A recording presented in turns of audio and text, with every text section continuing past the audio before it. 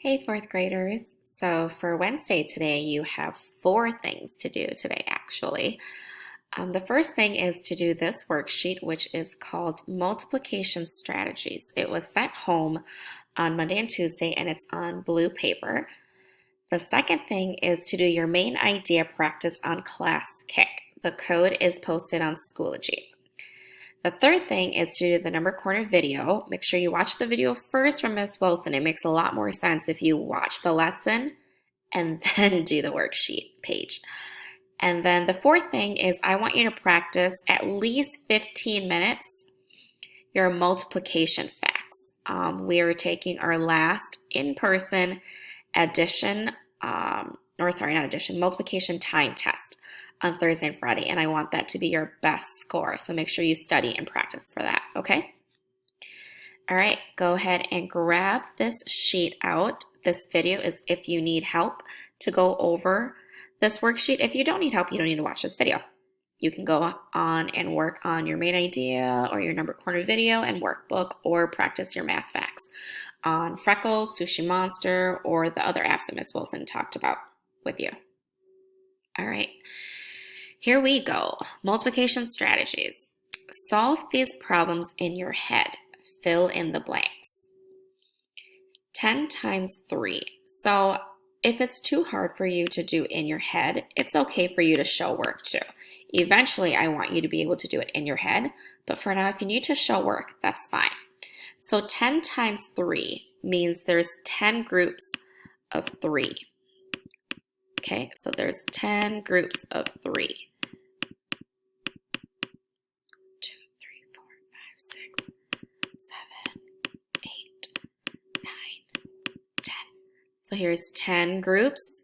1 group, 2 group, 3 group, 4 group, 5 group, 6 group, 7 group, 8 group, 9 group, 10 groups, and there's 3 in each.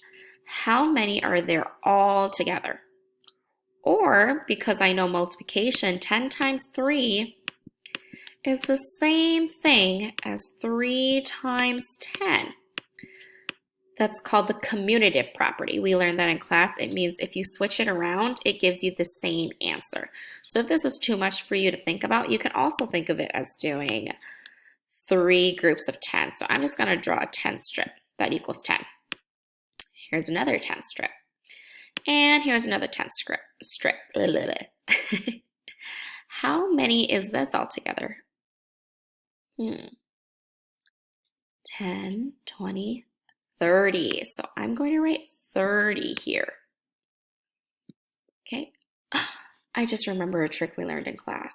The trick that we learned in class was anytime you see a 0, you can pretend that 0 is not there.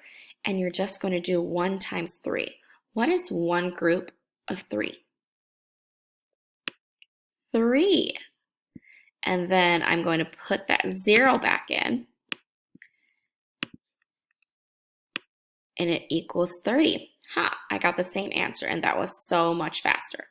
The reason we take out the 0 is because anytime you multiply by a 10, you can cover up that 0 spot and put that there. And once you put the 0 back in, you're making it have a tens place back.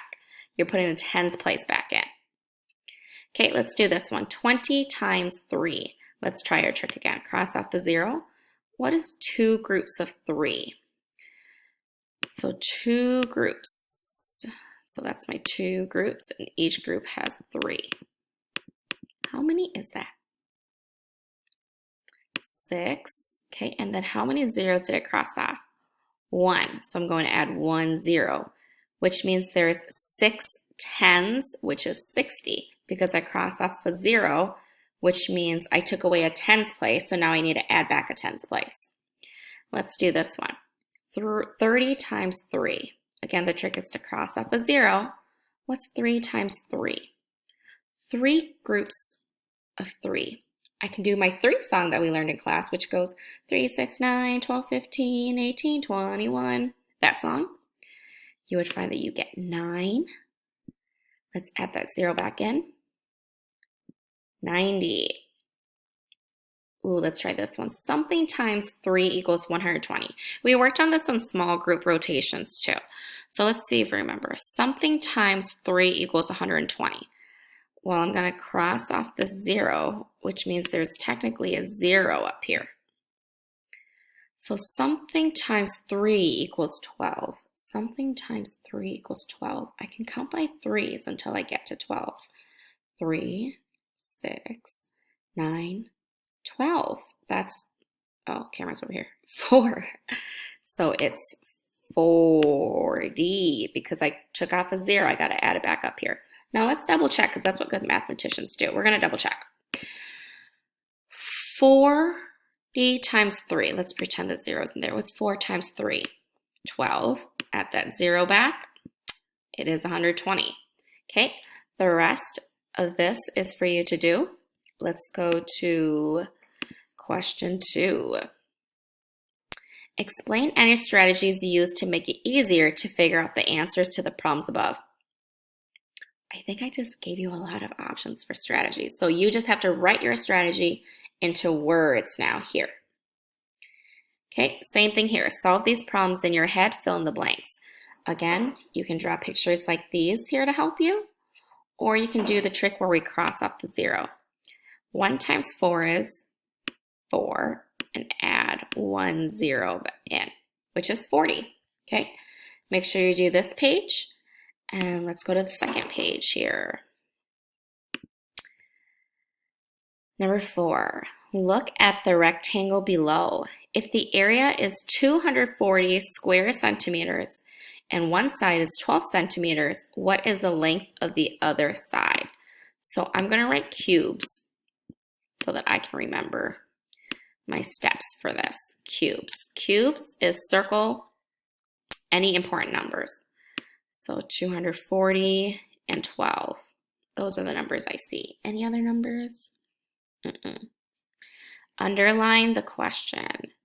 What is the length of the other side? Which means I gotta find this person here. Okay. B, box any keywords that tell you what you might need to do.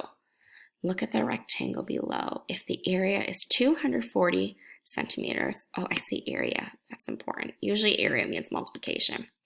If the area is 240 square centimeters and one side is 12 centimeters, what is the length of the other side? Okay, so I box area. E, cross off anything that you don't need. It means, I think it means examine. Okay.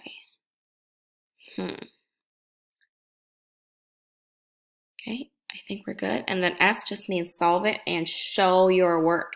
The most important thing for math in 4th grade is you showing your work, because I like to know what your brain's thinking. And that way, if it's good, I can share your thinking with your classmates. But if it's not quite there, I know what I need to do to help you get there. So that's why I like you to show your work.